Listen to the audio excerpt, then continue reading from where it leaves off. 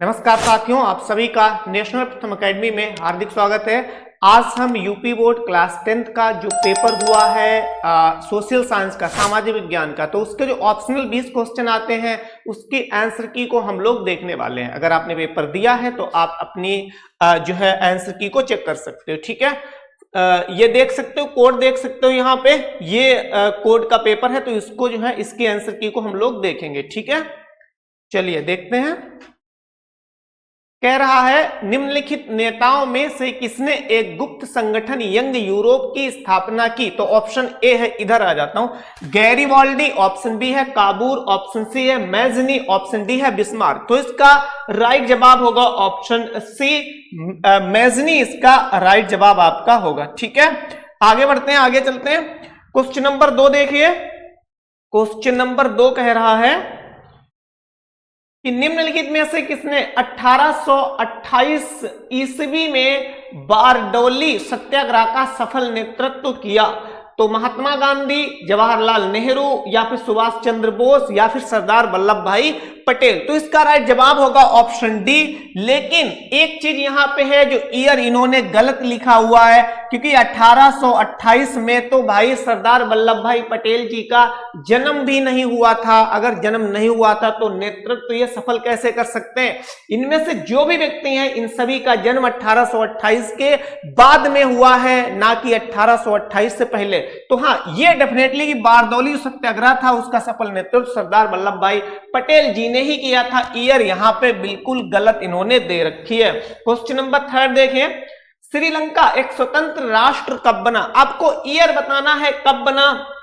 तो कह रहा है 1947, 1948 या 1945 या फिर 1940। तो इसका राइट जवाब होगा ऑप्शन बी, 1948 में श्रीलंका एक स्वतंत्र राष्ट्र बनता है। ठीक भारत के 1 साल के बाद में श्रीलंका को भी स्वतंत्रता जो है दे दी जाती है।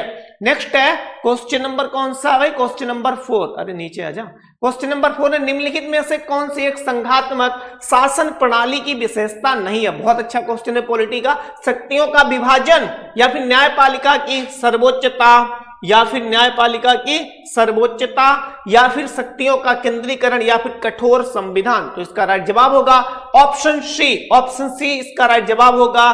बल्कि न्यायपालिका की सर्वोच्चता, कठोर संविधान और शक्तियों का विभाजन ये संघात्मक शासन प्रणाली की विशेषताएं हैं, जबकि इसमें कह रहा नहीं है। तो ऑप्शन सी हमारा बिल्कुल ही राइट जवाब होगा। क्वेश्चन नंबर 5, नारी शक्ति बंधन अधिनियम, महिला आरक्षण अधिनियम कब पारित किया गया? 2023, 2024, 2022 या 2021। तो इसका राइट जवाब होगा ऑप्शन ए, 2023 में, क्योंकि ये बहुत न्यूज में था, इसीलिए ये जो है पूछा गया। करंट अफेयर का ये जो है टॉपिक था आपका, लेकिन पूछा गया, इंपॉर्टेंट था। निम्नलिखित में से कौन सा राजनीतिक दल सांस्कृतिक राष्ट्रवाद की अवधारणा का समर्थन करता है? ऑप्शन ए है आम आदमी पार्टी, ऑप्शन बी है Bharatiya Janata party, option C है भारतीय राष्ट्रीय कांग्रेस पार्टी, ऑप्शन डी है बहुजन समाज पार्टी। तो इसका राइट जवाब होगा ऑप्शन सी, भारतीय राष्ट्रीय कांग्रेस पार्टी, और यही पार्टी सबसे पुरानी है। ठीक है, क्वेश्चन नंबर 6 देखिए, इधर आ जाता हूं भाई। क्वेश्चन नंबर 6 देखिए, सॉरी 6 तो हो गया, 7। व्यक्ति की गरिमा और आजादी के संरक्षण के लिए सबसे उपयुक्त व्यवस्था कौन सी है? ऑप्शन ए राजतंत्र, ऑप्शन बी लोकतंत्र, ऑप्शन सी तानाशाही, या इनमें से कोई नहीं। तो इसका राइट जवाब हो जाएगा ऑप्शन बी, लोकतंत्र में ही व्यक्ति की गरिमा और आजादी के संरक्षण के लिए सबसे बढ़िया व्यवस्था मानी जाती है। भाई तानाशाही जैसे हिटलर था, वो तो किसी को समझता नहीं था, मार देता था, है ना, उसके ऊपर कोई एक्शन होता था नहीं, क्योंकि वो तानाशाह है, वो कोई संविधान के अकॉर्डिंग थोड़ी ना चलता है। फिर राजतंत्र, भाई राजतंत्र में राजा की मनमानी चलती है, ठीक है ना। लोकतंत्र, हमारा देश लोकतंत्र, इसलिए हम किसी को नहीं मार सकते हैं, ठीक है, इसको व्यवहारिक तरीके से सोचकर भी कर सकते थे। Question number 8, Simon commission Bharat कब आया? 1925, 1926, 1930 या 1928। तो 1928 में साइमन कमीशन भारत आता है, और 1928 में आता, 1927 में इसकी स्थापना की जाती है। क्वेश्चन नंबर 9 है, भारतीय वाणिज्य एवं उद्योग परिसंघ फिक्की की स्थापना कब की गई थी? 1927 में, या फिर 1928 में, 1920 में, या फिर 1921 में। तो इसका राइट जवाब होगा ऑप्शन ए, 1927 में फिक्की की स्थापना की जाती है। क्वेश्चन नंबर 10 है, राष्ट्रवाद की पहली स्पष्ट अभिव्यक्ति किस क्रांति के साथ हुई? ऑप्शन ए है अमेरिकी क्रांति, ऑप्शन बी है फ्रांसीसी क्रांति, ऑप्शन सी है गौरवमयी क्रांति, या फिर ऑप्शन डी है रूस की क्रांति। तो उसका राइट जवाब होगा ऑप्शन बी फ्रांसीसी की क्रांति को ऐसा माना जाता है कि ये राष्ट्रवाद को लेकर ही हुई थी, ठीक है, इसको ही पहली अभिव्यक्ति माना जाता है राष्ट्रवाद की। फिर नेक्स्ट क्वेश्चन है, लैटेराइट मृदा निम्नलिखित में से किस राज्य में आपकी पाई जाती है? राजस्थान में, पंजाब में, महाराष्ट्र में, या फिर बिहार में? तो इसका जवाब होगा ऑप्शन ए, लैटेराइट मृदा जो है आपकी पंजाब में पाई जाती है। अगला क्वेश्चन है, भारतीय वन्य जीव रक्षक अधिनियम कब लागू किया गया?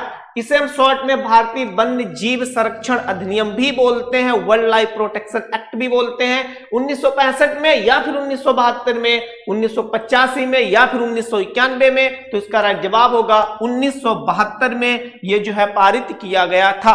और भारत में जो भी जीव जंतु हैं उनका जो संरक्षण किया जाता है वो इसी अधिनियम के तहत ही किया जाता है, अधिनियम 1972 के तहत।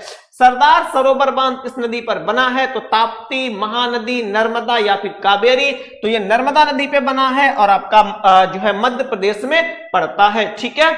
अगला क्वेश्चन है, कौन सा खनिज धात्विक है, मतलब धातु इनमें से कौन सा है आपको बताना है। अभ्रक है, तांबा है, पोटास है, या फिर सल्फर है? तो बिल्कुल बहुत आसान क्वेश्चन है आपका, इसका राइट जवाब हो जाएगा ऑप्शन बी, यानी तांबा एक धात्विक पदार्थ है। फिर अगला क्वेश्चन 15, कौन सा परंपरागत ऊर्जा का स्रोत है? प्राकृतिक गैस, या सौर ऊर्जा, या पवन ऊर्जा, या फिर आणविक ऊर्जा? तो ऑप्शन ए यहां पे राइट जवाब होगा। जो प्राकृतिक ऊर्जा है वो आपकी परंपरागत ऊर्जा का स्रोत है। बाकी जो तीनों दिए हैं ये गैर परंपरागत ऊर्जा, या जिसे हम नवीकरणीय ऊर्जा कहते हैं, उसके स्रोत हैं, ना कि गैर परंपरागत या फिर अनवीकरणीय ऊर्जा के स्रोत हैं। क्वेश्चन 16, यूएनडीपी द्वारा प्रकाशित मानव विकास रिपोर्ट में किस मापदंड का प्रयोग किया जाता है? बढ़िया लेवल का क्वेश्चन है। शैक्षिक स्तर का प्रयोग किया जाता है, प्रति व्यक्ति आय, इसको एक मापदंड के लिए माना जाता है, एक स्टैंडर्ड माना जाता है, या फिर स्वास्थ्य स्थिति को माना जाता है, या इनमें से सभी? तो बिल्कुल राइट जवाब होगा इनमें से सभी को माना जाता है, क्योंकि जब वो अपनी रिपोर्ट जारी करता है तो इन तीनों को आधार बनाता है, बेस बनाता है। शैक्षिक स्तर भी देखता है, वो आपकी इनकम कितनी है, कहां किन लोगों की कितनी इनकम है, उसको भी वो जो है काउंट करता लेता, और हेल्थ कंडीशन जो है, हेल्थ सिचुएशन क्या कहती है, उसको भी वो काउंट करता है। क्वेश्चन नंबर 17, निम्नलिखित में से कौन सी गतिविधि प्राथमिक क्षेत्र के अंतर्गत आती है? इकोनॉमिक का क्वेश्चन है। ईंट बनाना, या फिर सूत काटना, या फिर मत्स्ययन, या फिर टोकरी? तो बिल्कुल इसका राइट जवाब हो जाएगा ऑप्शन सी, मत्स्ययन। वैसे तो कृषि आती है, लेकिन आपका कृषि के साथ साथ में जो पशुपालन हो गया है, या मछली पालन हो गया, मुर्गी पालन हो गया, खनन हो गया, तो इनको भी हम प्राइमरी सेक्टर में ही रखते हैं इकोनॉमिक की, ठीक है ना। क्वेश्चन नंबर 17 का राइट जवाब होगा ऑप्शन सी। 18, रोजगार में निम्नलिखित में से आर्थिकी के किस क्षेत्र की सर्वाधिक हिस्सेदारी है? ऑप्शन ए तृतीयक की, ऑप्शन बी प्राथमिक की, ऑप्शन सी है सूचना प्रौद्योगिकी की, या ऑप्शन डी है द्वितीयक क्षेत्र की? तो इसका राइट जवाब हो जाएगा ऑप्शन बी प्राथमिक क्षेत्र, अर्थात कृषि क्षेत्र की रोजगार में सबसे ज्यादा हिस्सेदारी है, क्योंकि हम लोगों ने मोटे तौर पे पढ़ा होगा भारत की जो अधिकतर जनसंख्या वो ग्रामीण में रहती है, और ग्रामीण लोगों का जो मुख्य रूप से रोजगार है, जो रोजगार के ऊपर डिपेंड होते हैं, तो खेती पर ही डिपेंड होते हैं। तो इसका आंसर होगा ऑप्शन बी। क्वेश्चन नंबर 19, विश्व व्यापार संगठन के सदस्यों की संख्या कितनी है, जिसे हम शॉर्ट में WTO बोलते हैं? करें 150 है, 190 है, 164 है, या फिर 160 है? तो इसका जवाब हो जाएगा ऑप्शन बी 190 इसके सदस्य संख्या है। जो मेंबर्स हैं वो कितने? 190 हैं। फिर कह रहा निम्नलिखित में से कौन ऋण के औपचारिक स्रोतों में सम्मिलित नहीं है? अगर आपको औपचारिक का मतलब भी पता था तब भी इस क्वेश्चन को आसानी के साथ में आप ट्रैक कर सकते थे। सहकारी समितियां, या फिर व्यवसायिक बैंक के, या फिर ग्रामीण बैंक, या साहूकार? इनमें से आपको अलग क्या लग रहा है? डेफिनेटली साहूकार जो है वो औपचारिक नहीं है, वो अनौपचारिक है। तो इसका राइट जवाब हो जाएगा ऑप्शन सी। तो ये क्लास 10th के सामाजिक विज्ञान जो कि आज 11 मार्च 2025 को हुआ है, उसके क्वेश्चन जो 20 थे ऑप्शनल वाले, उनकी आंसर की थी। वीडियो अगर आपको पसंद आई है तो प्लीज वीडियो को लाइक करें, अधिक से अधिक शेयर करें, और अगर आपने अभी तक हमारे चैनल को सब्सक्राइब नहीं किया है तो हमारे चैनल को सब्सक्राइब करें। Thank you, have a good day.